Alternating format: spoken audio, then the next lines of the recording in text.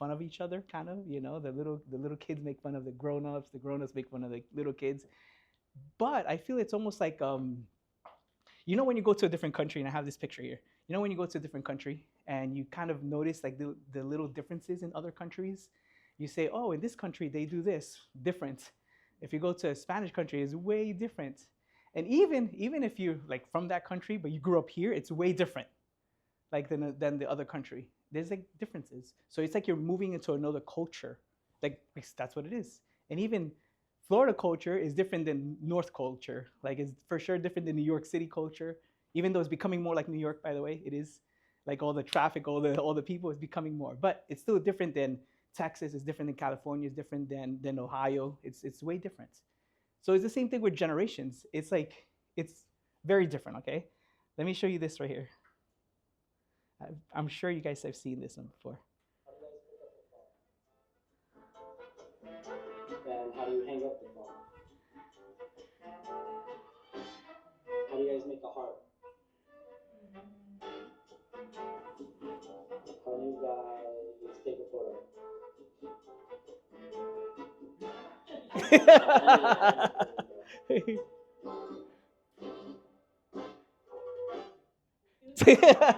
I kind of want to see it again. It was funny, right? Put it again. It's funny. He's like, "Why are you?" He seems bothered. And how do you hang up the phone? How do you guys make a heart? How do you guys take a photo? How do you roll down the car window?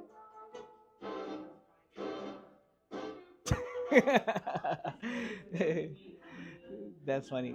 So going back to the culture, right? It's still culture. They have different cultures. And here's the thing: is Paris doing it wrong? No. Is China doing it wrong? No.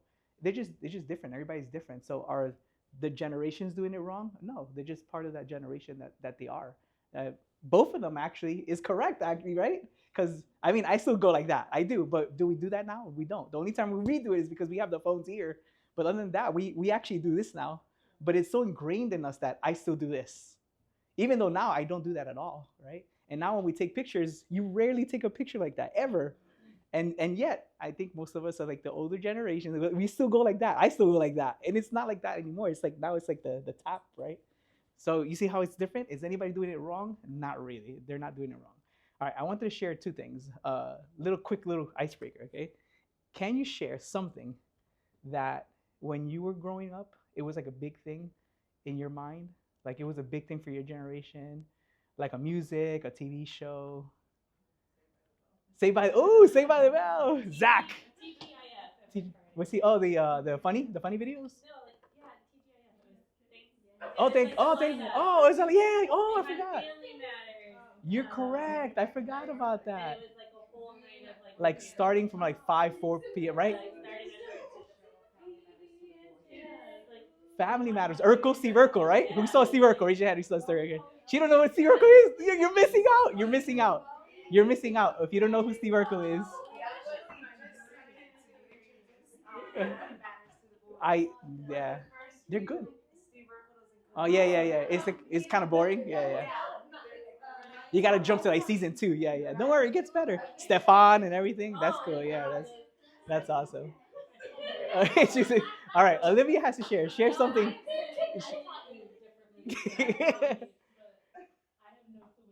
You have no. Yeah, we went over. We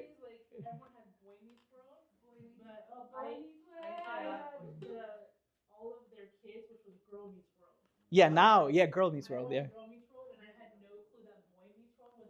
Oh wow. Wow.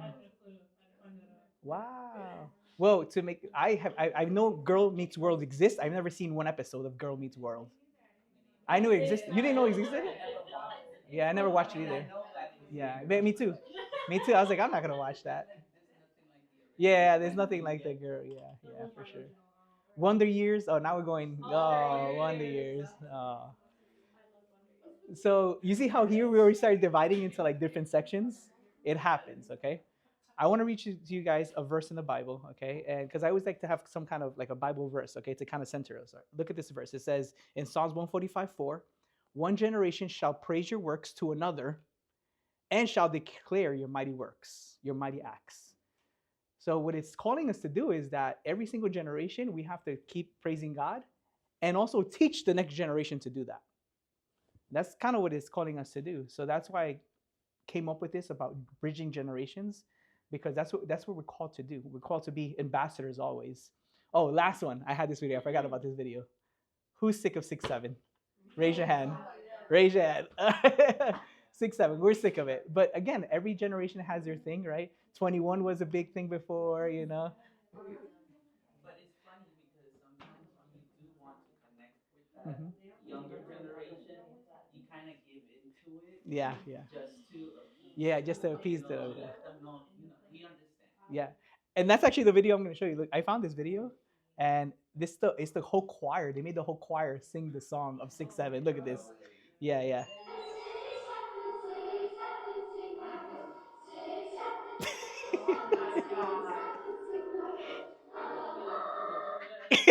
I gotta watch it again. Look at this.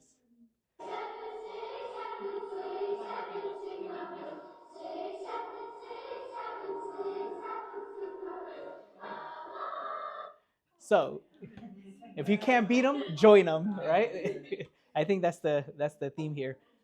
All right, so here's a breakdown of some of the generations, and I guess you could share where you kind of fall. These are the different years. I'm not going to read all of them, so you could kind of see them. But what I do like to point out here is that there's always like a little overlap in them. I think there's a number, but I don't feel like it's always like a clear cut. It's like you were born in 1960. You're this.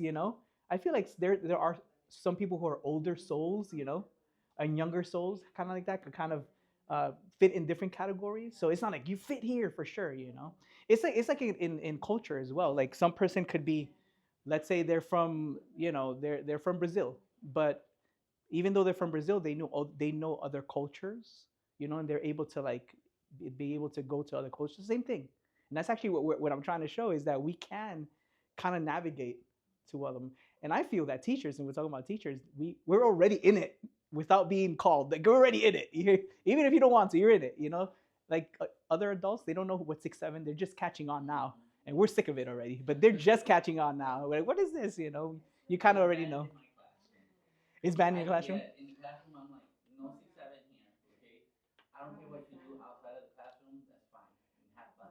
But in here, no. Here's what I've been doing. I've been saying it a lot. I say it a lot. So I make it so annoying to them. Exactly. So and it works by the older ones get annoyed first and they're already annoyed or annoyed, and it'll go down. So the younger grades are still not annoyed. Like the seventh grade that I teach, they're still not annoyed by it. But the 11, they don't want to hear it again. They're like, ah.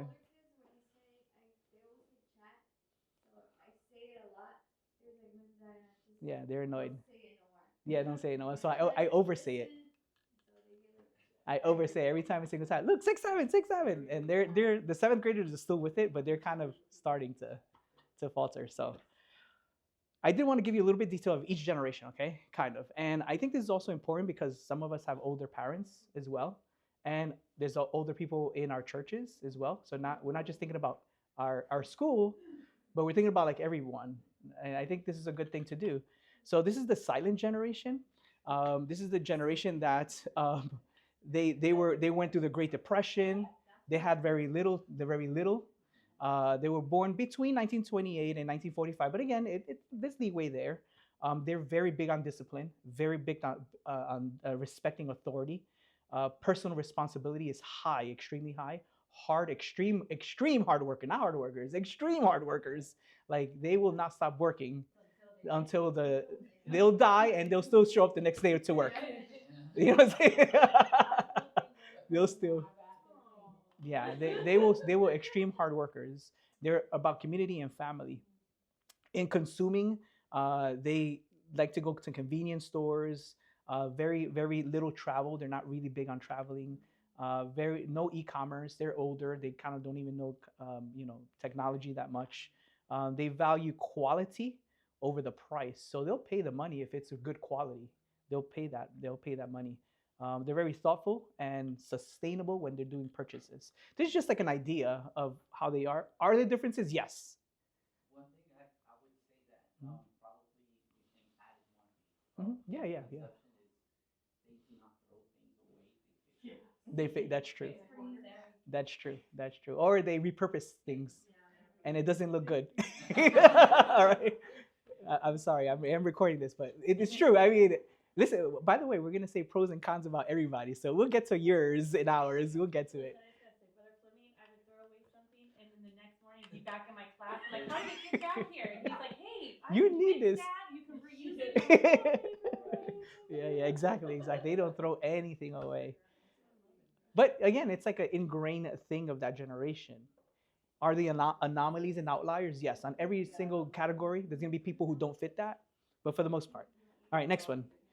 The baby boomers. These are the people who were born after the war. The men came back, the women were here, so people just had a bunch of babies because they weren't having babies before. But this is the older generation now. These are mostly in the 60s, around there. That's what the baby boomers are. They're big on personal achievements, financial success, hard work. Not as extreme hard work as the other generation, but they still value hard work, commitment to family. So they have a lot of same things, similarities with the other one. They're very large consumers right now.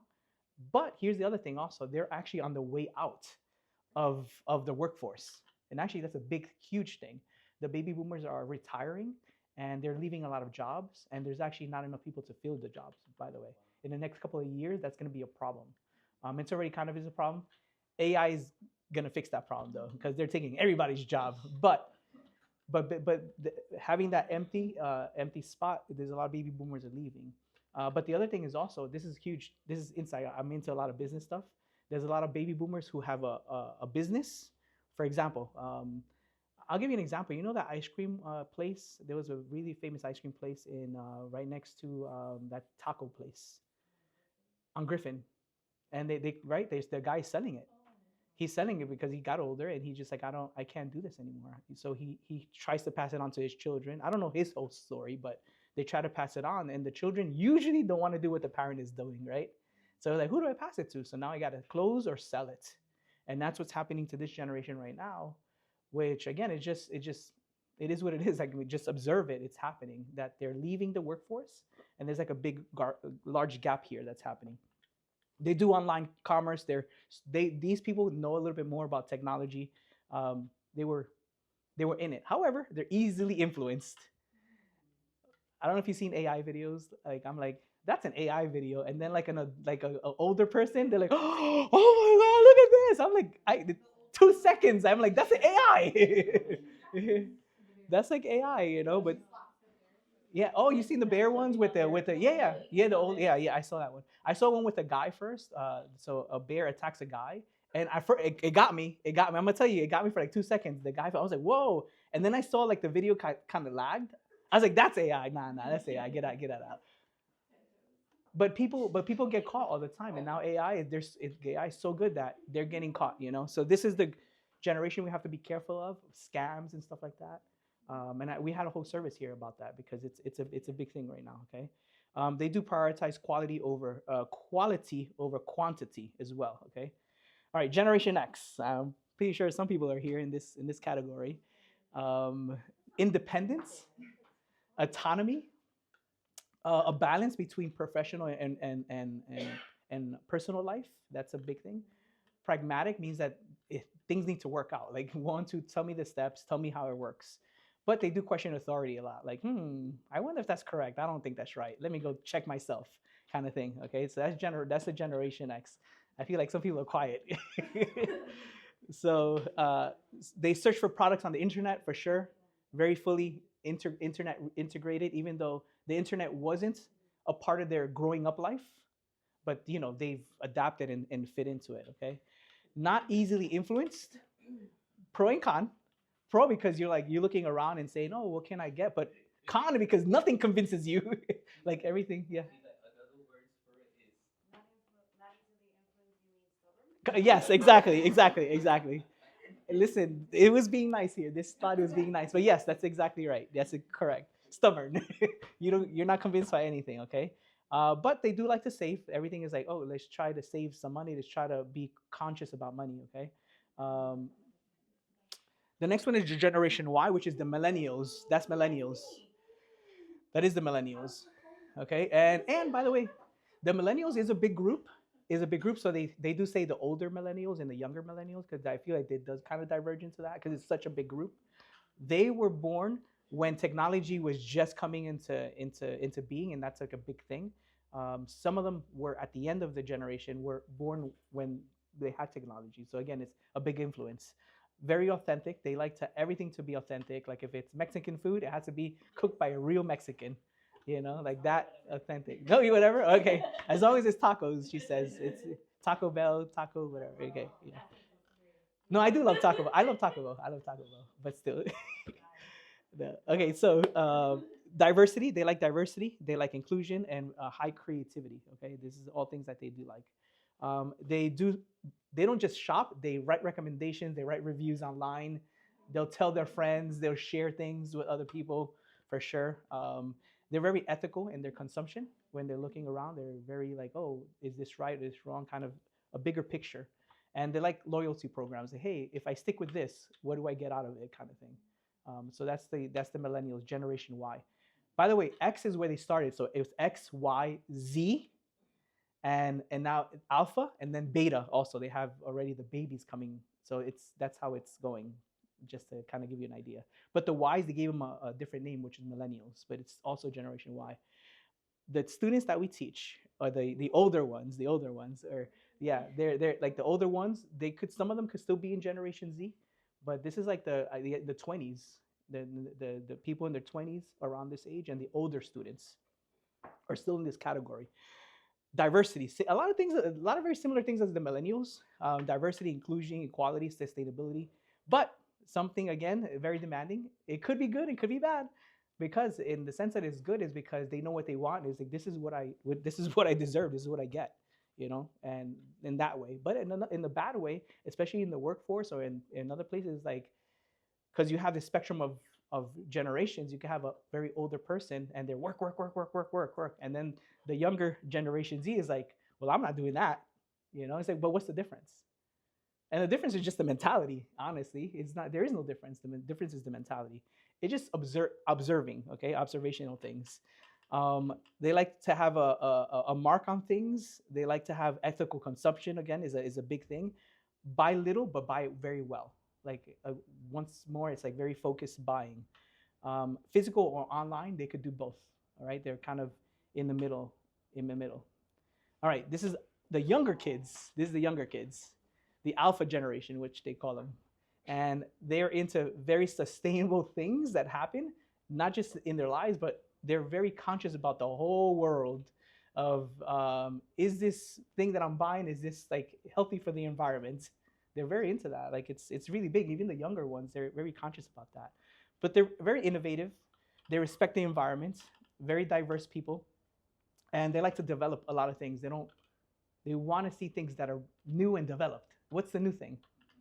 What's the next new thing? So very into developments. Again, pros and cons to that. Highly technological. If anything, they're only technological, right? I mean, that's all they know. It's that. I've said this a couple of times to people, and I kind of watch. I wait to see the reaction. Here's what I said. I say, if there was a button that I could press, and I would destroy all of social media, I would not hesitate, and I would press that button. I would press that button in a heartbeat. I would press it because I'm old enough to know before social media and after. Like I'm old enough to know. However, I see people, even older people, but especially the younger generations, like they just start like what do they call it now? They spazzing. No, not spazzing out. What's the word they know is? Tweaking out. They start tweaking out. That's the word. That's the word now. Tweaking out. They start tweaking out. They're like, how can you say that? It's because it's so ingrained in them that they just can't do without it. It's like so part of them, Again, pros and cons, right? We have to know every single part of them. Ethical consumptions, and again, these people just buy online. They don't even want to go out. They don't want to step out their house. So that's kind of a bit of all the generations. Some alpha generation. I don't have the next generation. The next generation is the beta generation. This is the babies that are being born right now. So they don't have personalities yet. Or some of them do. Some of them do. Some of them do. Yeah, already. But that's all the generations kind of the one that we have right now. We also, I didn't put this in there, but we also have the greatest generation, and those are World War II people that actually went into World War One, World War II. And for example, that's the brother Lindo. That's the brother Pope that we know. And the reason I didn't bring it up because we have very, very few of those. Very, very few. So the greatest generation, they call them. The greatest generation. And a lot of times when they ask why are they the greatest generation, I agree with that name, is because they signed up to go to World War One. They signed up to go to World War II. They were like, I'm going. And when they came back, you know how we had COVID? Well, they had the Spanish flu. And like it was a very difficult time for them, and they stepped up and they did it. If it wasn't for them, we'd be speaking German or Japanese. Like it wasn't for them, like honestly. So they were the greatest generation, and like a lot of them are passing away now. So just a lot of respect to those people, to that. Actually, just to share this, I'm actually going to the honor flight. You know how we did that to brother? Yeah. So I'm going. What's today? It's Friday, Saturday, tomorrow. I don't know what day it is. Tomorrow, I'm going to honor flight. I just volunteered. I don't know the person. I met him last Saturday, and he was in Vietnam, and I'm going with him. But there's a person who was in World War II, and he's 101 years old, and he's going. I haven't met him yet, but they said that he's on the list. He's going. World War II vet, 101 years old, and he's going. So I'm gonna meet him tomorrow. So that's gonna be extra special for me. So I'm gonna meet two 100-year-old people in the span of like a couple of weeks. That's pretty awesome, I think. Okay, so here's the gaps, some of the gaps that we face. I think here's where we kind of could take a little bit more notes. Is kids, they talk in memes, and even adults, right? I seen the married people, now we just send memes to each other. That's how we talk now, right? Like in another room, like, look at this meme. I have like so many memes from my wife, like I can't keep up. And then I get in the time where I send her a bunch of memes too, so you gotta kind of see it. But most adults, they like sermons and stories. And Jesus' time, it was stories, parables, right? So it's not that it's different. It's just the delivery has slightly changed.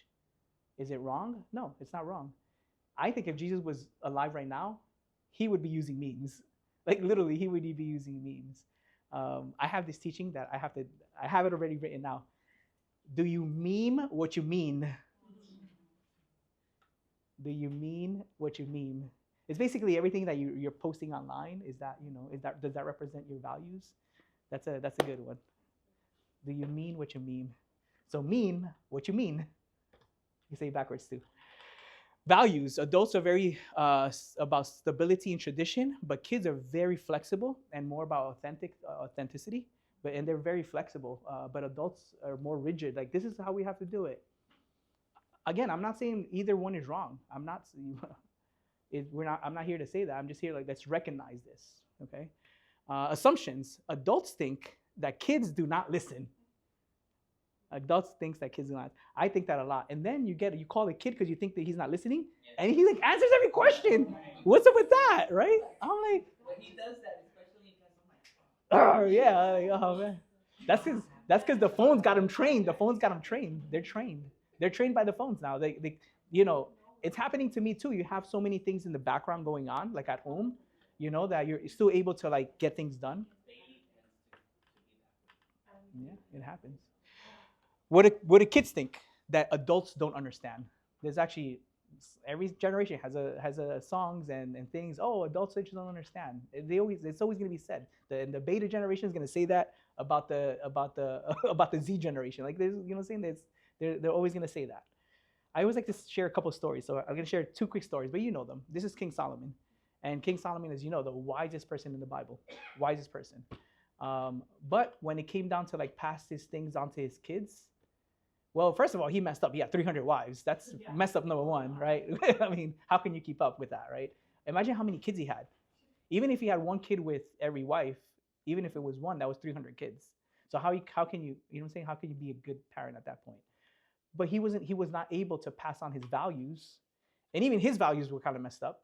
But he wasn't able to pass on his values, and when his kids took over, his kids destroyed the great kingdom that they had. They destroyed it. God had to break it in half because he messed up. So are we doing the right thing? Even if we have the correct thing, are we passing it on? Is the question. That's really important. Here's another story for you, and I know you know the story. This is Paul and Timothy, and this is not a real picture, just a drawing. But I know there was no cameras there back then. If you read the epistles, Paul thinks of Timothy like his son. Paul didn't have a son; he wasn't married, but he was his son. He treated him like a son, a spiritual son, we call it now, I guess. But I think that's what God calls us to do: to pick somebody and be like, hey, pour into that person. Pick 2 people, 3 people in our lifetimes. I don't know. Keep picking people, and guess what? People will move on, but you keep doing your job and keep being a Paul to a Timothy. And guess what? I need a Paul in my life too, right? So hopefully somebody's reaching out to me and I'm reaching out to somebody else. And that's another thing, because I think that people think, oh, because I'm young, who am I going to lead? Well, there's always somebody younger, always. Even if you're 20s, well, there's somebody who's in 15, who's you went through what they went through or they're going through, right? So I don't think it's about age. It's just about consciousness and saying, I'm going to reach out. If you remember, Jesus said, go and make disciples. That's what he said. He didn't say, go and make disciples, but you have to be over 20 years old. He didn't put an age. He said, go make the disciples. So if you believe in Jesus, if you believe in what he said, so we're called to be a Paul to a Timothy. That's what we're called to be. All right, here's some ways that we could start making bridges, okay? So kids, they're going to copy more what they see than what they're told, right? So if we say one thing and then we do another thing, it's not going to work out. We have to model it, okay? Mentorship, partnering somebody older with somebody younger. And again, the age doesn't matter. It could be somebody who's 60 partnering them with somebody who's 40. Somebody who's 40 partner them with somebody who's 30. Somebody who's 20, again, partner them with somebody who's 15. I think that's a great partnership. In my other schools, there's always kids who are like more, more active, I'm going to call them. And what they had is the great mentorship, the brothers and stuff like that. So you put a boy with a boy who's doing good in school, who does maybe good in sports, and you partner with this other boy who's active, or girl with a girl. And I think those little partnerships are really good. So it doesn't have to be with an adult specifically with a kid, but it could just be any kind of mentorship in that aspect. Storytelling, and this is a big one.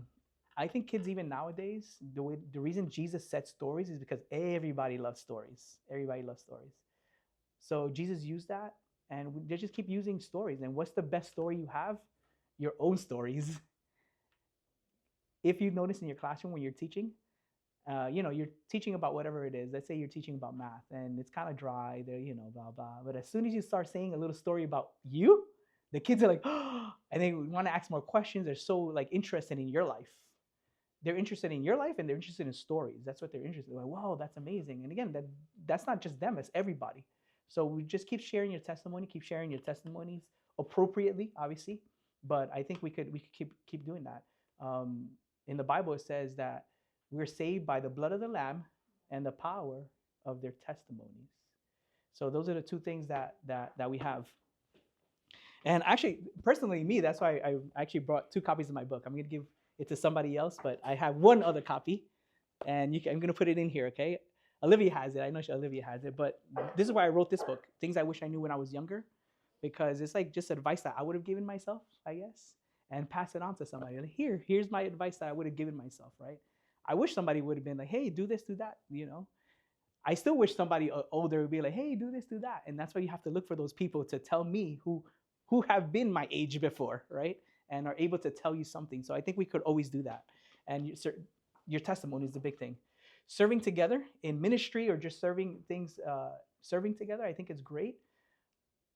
This is the best one that I love. So for example, we're doing stuff, and hey, come here, younger person or whoever it is, come, let's do this together. And while we're doing things, hey, how's things going? And you're kind of like it's like an active thing.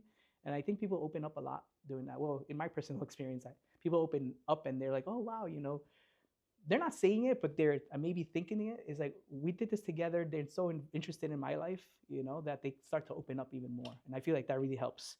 Listening and asking what are you thinking about? What are you carrying? Just, um, just what are they thinking about? What are they actually carrying? When I pray with people in the altar, um, sometimes I just pray for a person if they're there, but a lot of times, I would say 80% of the time, I ask, hey, what can we pray for? And like right there, the person just starts like, it's like they just needed an opening. Like, what do we need to pray for? And they're just like, it starts like a whole counseling session there, And all I said was, what do you need to pray for? And I think all of us are carrying something that if somebody else genuinely asks you, how can I help you? What are you carrying? I feel like all of us, including myself, like this is what we're carrying. So let's do that to some other people, okay? All right, thinking about the different sections here, the parents. If you're a parent, and most of us are parents here, have intentional faith conversations at home, just follow-ups of like, hey, what do you think about this? What do you think about that? I think those are great things to do. Just follow-up conversations at home about things, about everything, about the 6-7, about Paul and Timothy, serious things, not serious, just follow-up conversations. I sent an email to parents a couple of days ago telling them to do this about the material, about science. I said, hey, we're learning about, rocks or minerals. Can you follow up the conversation we had? And I actually said, oh, we actually had the conversation about the Louvre being robbed because we're talking about precious stones in class. So I was like, awesome. So I brought it up in class and I said, hey, those are good conversations, for example, like that to have at home, just so they could recall that information. And I did that to all my classes, and one student said, I'm not going to tell you the name, but one student said to me, oh, I would love that because my parents never talked to me.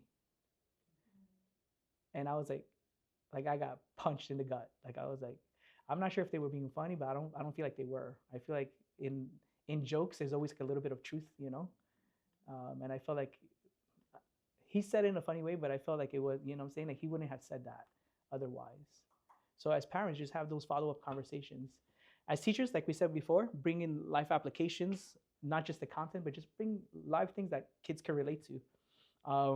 As volunteers, if you volunteer with kids, it's really hard because like in a church setting, because there's a lot of kids, and then you have a little bit of time.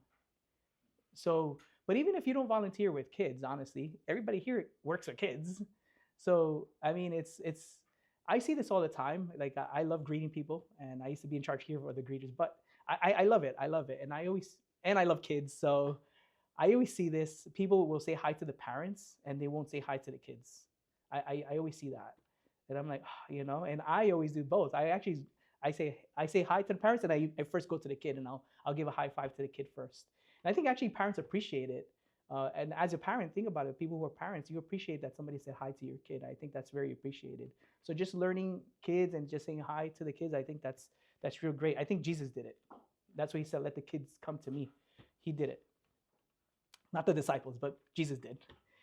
All of us, if we could choose one younger person to encourage you and to affirm, kind of like what we did today. It was great about just talking to somebody else. So we kind of did it already, but choose somebody else. Be like, hey, who can we talk to? Who can we help it a little bit? I think that would be starting to bridge the gaps that we have, especially generational gaps. All right, a quick share up. Does anybody want to share a time that somebody older invested in you or something that stuck out to you? Anybody want to share something? Go ahead. This year, Sister Nash invested in me to start a business. So that was not at all what I would have expected. I did a baby shower for one of my very dear friends, Sammy, a few years ago, and she told me at her shower that when her daughter gets married, she's going to hire me to do her daughter's wedding. But I was like, oh, okay, And then her daughter was getting married, and she called me, and I was like, oh, you were serious? So yeah, that's been it's been such a great relationship. I've had a good relationship with her, but she didn't just invest in me, she also mentors me because she runs her catering business. Mm-hmm. So she calls me all the time to kind of check in and just give me so much wisdom as well. So I'm very thankful with that. Yeah, just a quick check-in. I think that's really good. You want to share one? Sister Nash, as soon as we moved here, she took us under her wing and would invite us to her house. She's one of us sent it into Little Havana, and so I met Javi and Eugene, and she has so much wisdom, and she inspired us. I always remember when I was younger, there was these several old ladies. There was, always old ladies, and there was this one lady, and I was like 15, 16. Just I was in church, but not in church, kind of thing. I was like, whatever, who cares, kind of thing. And she would always tell me, and even as I grow older, in my 20s, she would say, Alex, I'm praying for you, Alex. Every time she saw me, she would say, Alex, I'm praying for you, and that always stuck with me, always to this day. I remember that pretty often. I'm like, at that time, I was like, why was she even praying for me? Like why are you taking the trouble to do that at that time? And now I'm like, wow, this person was always praying for me. And I think that's very deep, it means a lot, honestly. Even to this day, it means a lot to me. So, not to put it in this way, but if we could think of those people, how old they were when they did that. I'm not sure how old they were, but who are the older people now? It's actually us. Not that we're old, not that we're that old, but we're on the older side, right? So guess what? Who is it up to do this? Things that we just said is actually up to us to do it to the next people, because who do they have? It's us. It's us. It's us now. I have this statement, okay? It says, could this be true? And this is like a little statement. A famous person actually said this. Don't say it, Olivia. I know you know who it is. It's a famous person wrote this. It says, what is happening to our young people? They disrespect their elders. They disobey their parents. They ignore the law. They riot in the streets, inflamed with wild notions. Their morals are decaying. What is to become of them? Could this be true for our generation? Could it be true for all generations, I guess? I feel like it could be true for all generations, right? Yeah. It usually is from the last generation to the next generation. They'll always say, right? The previous generation will say about the next one. I agree. And if you know who said this, it was actually Socrates, which was like 300 BC before Jesus, is when he said this. He's like, what's happening, And he went on longer. It was like a big rant in a not Twitter, because it didn't exist, but in a parchment, and they kept it. Yeah, he was like, what's going on with these, hashtag, hashtag. I hate these generations. Like, I don't know. But he was like, they don't even respect the elders. They don't stand up. They don't say hi to elders. I'm like, he could have just lived now, and said the same exact thing, right? But are the generations getting worse? And I think I'm gonna be honest, I don't think they are. I think it's always gonna be a bad bunch, a big middle, and an excellent little as well. It's always like top very few, bottom very few, and the big middle, a big section in the middle. It's always gonna be like that. I would say that probably those people that are like that, Mhm. they tend to be louder in their actions and their words. Correct. So unfortunately, It those sounds that louder. are actually being respectful and stuff like that are hidden because what we're focused on are those people that are doing it. Correct, because they're so loud. That's exactly right. I want to show you something that I found. This is in 2024. This was taken. In 2024, they asked how many young people are at least slightly religious, and slightly religious, 71% of the younger generations are slightly religious. They asked them kind of the same question, but slightly spiritual, and 79% said that they were slightly spiritual. So I actually think there's a big turn to God in this younger generation. I've seen it for a couple of years already, and I think that there's a lot of people who are actually asking legit questions about God in the Bible, like real questions. They're not asking like surface questions. They're asking like deep questions about trying to know stuff. I've noticed that even my students, they want to know more about the Word of God, and I think that's a great thing. It's a great opportunity for us. Time to like kind of reap the harvest kind of thing, and sow seeds that will last for a long time. So we are called to bridge the generations. So here's what we're gonna do. We're gonna pray right now. We're gonna pray for revival in our young people, but in all generations, every single generation, even the older ones. They need God too, right? The courage for us as individuals to step up and say, "It's gonna be me. I'm gonna step up and do something," and to faithfully lead other people as well. Okay. So God, thank you, because we are called. We're called to make disciples. You called me. You called every single person that's in this room, God, and you called us to make disciples. You did not put an age to it. You just said make disciples. So we're here asking God, use me in however you can. whatever it is I know, whatever it is I've experienced, my stories, my testimonies, God, that you can use it for another generation, another person. Have them come in to you, God, get closer to you. If I could do that, God, that's just amazing. Please use me, have the courage for me to do that, and have revival for all the generations, every single group that we've talked about. Send more of your Holy Ghost, God. In your name, Jesus, I know that this is possible. We've seen it before, and that's what we're calling on today. Thank you, Jesus, for that. Amen. Amen. I'll close out with the verse again. Look at the verse. It says, "One generation shall praise your works to another, and they shall declare your mighty acts."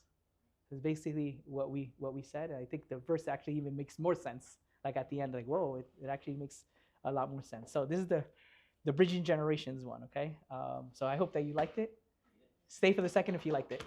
Well, I know it's like your trapped audience, but stay for the second one. Okay, wait. Before you go, we are going to have a break. Raffle time. All right, raffle time. Which one did I break? Okay.